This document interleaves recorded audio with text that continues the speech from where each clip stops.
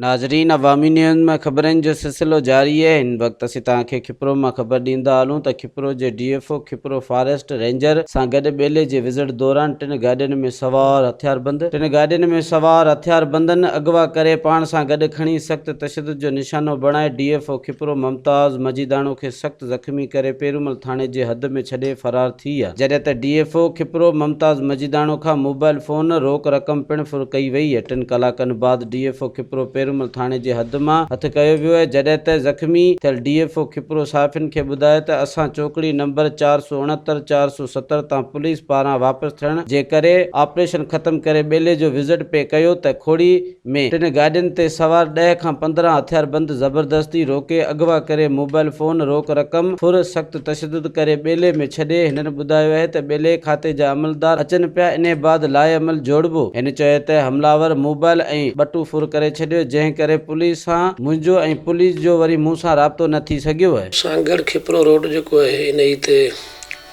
खोड़ी ॿेलो जेको आहे असांजो एॾां जेको रस्तो वेंदो आहे, हिते 3-4 गाॾियूं हुयूं, हुन ते माण्हू हुया। अच्छा, उन्हनि छा चई हमलो कयो या अगवा करे या हमलो करे फरार थी विया? बसि हुननि को मुंहिंजी पोइवारी पई कई, पोइ हुननि जो मूंसां विढ़ण करणु ऐं पोइ गंदकार या अहिड़े क़िस्म जूं शयूं तशदुद। अव्हांखे हिते कंहिं पहुचायो? 2-3 कलाक गुम हुआ, उहो किथे हुआ? हिते त मूंखे कान कोन पहुचायो, बसि हुन खां पोइ हिते ई किथे वारियां खोड़ी ॿेले वटि हुननि ई मूंखे छॾियो ऐं मूंसां गॾु मुंहिंजो फॉरेस्टर गॾु हुयो दीन मोहम्मद। पोइ असां पेरूमल मां वञी फर्स्ट एड वरिती आहे। किसकी जमीन पर आज आप कार्रवाई के हवाले से गए थे? कोई आर्डर था या किस हवाले से आप गए थे? आपके साथ पुलिस भी थी या नहीं थी? जी, ये 469-70 चौकड़ी है केटी जंगल की,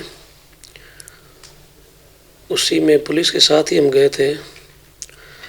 असल में हुआ ये कि ये कह रहे हैं कि स्टे है, स्टे में लिखा हुआ है कि दोनों जो फरीक हैं वो अपनी अपनी जगह पे रहेंगी।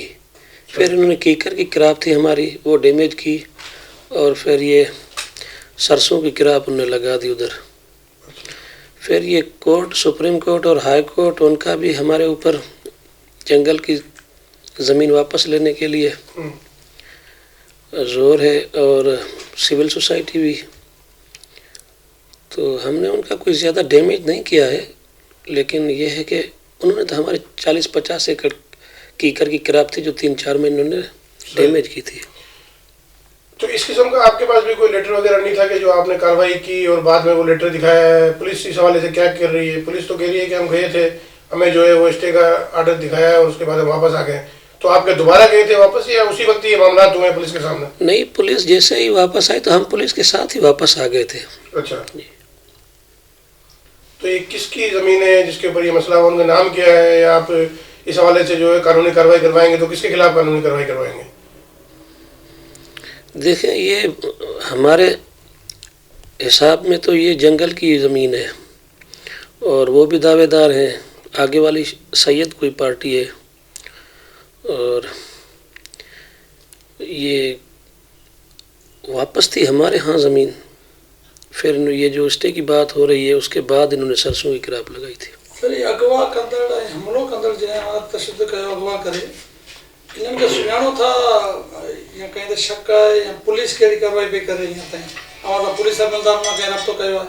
न, मूंखे त ॿ जेके मुंहिंजा हुया राब्ते करण जे लाइ मोबाइल, त उहे त हुननि मूंखां उन ई वक़्तु खसे वरिता ऐं मूं वटि जेको पर्स हुयो उहो बि उन्हनि वरितो, कुझु कैश रक़म हुई उहा बि मूं वटि त कुझु कोन हुयो। ऐं पुलिस राब्तो करे त छा थिए या मां कंहिंसां कयां त छा थिए। बाक़ी ॼण इहा आहे त मक़ामी माण्हू मां कोन आहियां, इन जे करे मां उन्हनि माण्हुनि खे शकल सां माना शनाख्त तो कौन तो करे सका। लोकल इसमें कितने आदमी थे और किस चीज से हमला किया आप पर? फिर ये 4 गाड़ियां थी, कोई होंगे 13-15 लोग तो थे या इससे कोई 2-3 ज्यादा। हमला किया? फिर हमले में जो चीज़ें थी वो तो ये डंडा और अपना कोई लकड़ी और कोई उनके पास कोई हथियार भी था। अच्छा, तो इनके खिलाफ अभी आप जो है पुलिस के हवाले से क्या कराएंगे? कोई केस वगैरह दाखिल करवाएंगे, क्या करेंगे? मेरी जो अपर कमांड है वो आ रही है हैदराबाद से, हम आपस में मशवरा करेंगे, उसके बाद कोई फैसला लेंगे। मज़ीद खबरों और तफसीलात के लिए विज़िट करें हमारी वेबसाइट www.awamiNewsHD.com।